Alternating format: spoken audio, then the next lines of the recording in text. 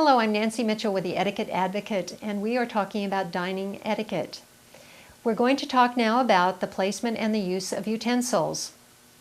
Utensils are set in the order that they will be used, according to the courses that are on the menu. Going from the outside in toward your main service plate. Spoons and knives are on the right, forks are on the left. This place setting would tell me that my first course is going to be soup, and this is the grip that I would use on a spoon. A spoon is held like a pencil. We'll talk in a minute about eating a soup course. There are two grips to remember about using a knife.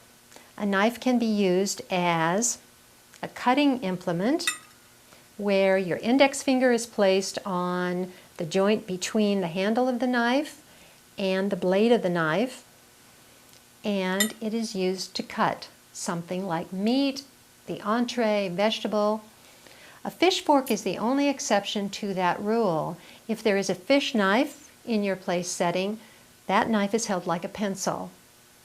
That grip is to ensure that you'll be able to remove bones, skin, whatever is part of your fish course. There are two styles of dining. There is the American style of dining and the European style of dining. The United States is probably the only culture in the world where we switch our fork and knife after we've made a cut and we're trying to eat the food that we've cut.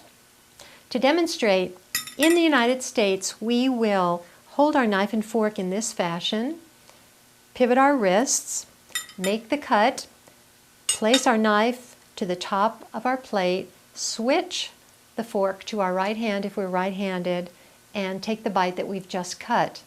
And we do this switching back and forth many, many times throughout a meal. European dining means that you are using the same grip for the utensils.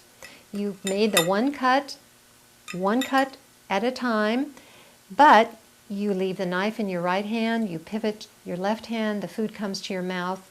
Your wrists are resting on the edge of the table. You do not need to put your knife and fork down between bites. The only time you do put them down is when you are going to take a drink of a beverage or you're going to have a bite of your bread.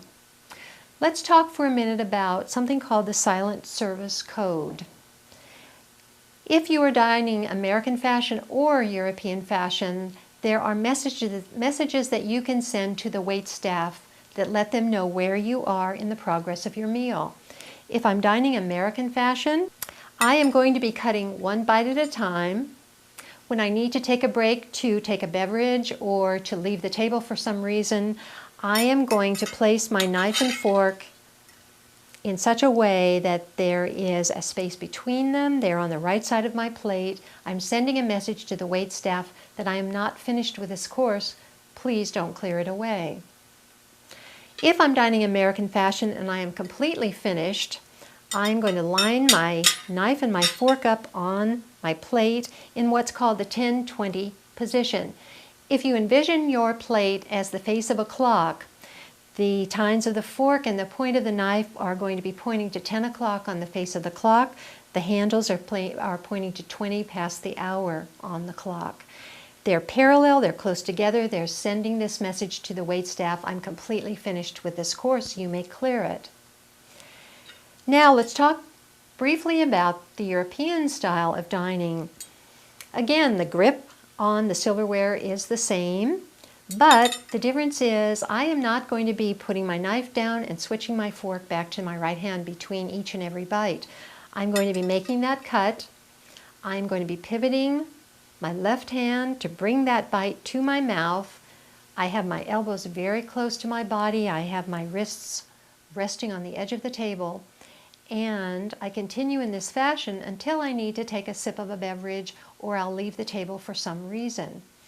At that point, I'm dining European style. I am going to crisscross my knife and my fork to send again this silent service code to the waitstaff that I am not finished with this course, please don't clear it away. When I am completely finished after having dined in the European fashion, again I will use this 10-20 position on the clock, if you will, and I will lay my knife and my fork parallel in that position with the tines of the fork down. This indicates that I've been dining in the continental fashion. We'll next talk about glassware.